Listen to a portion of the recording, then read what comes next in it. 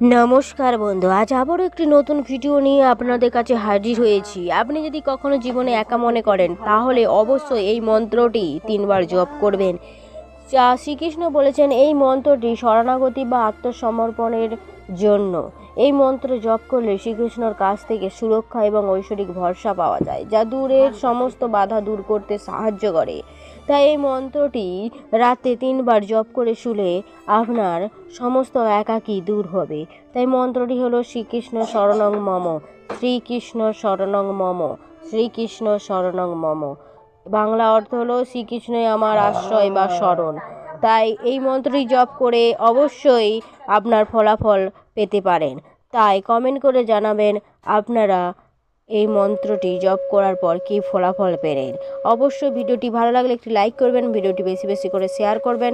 সকলেই সুস্থ থাকুন, ভালো থাকুন এবং কমেন্টে রাধে রাধে লিখবেন।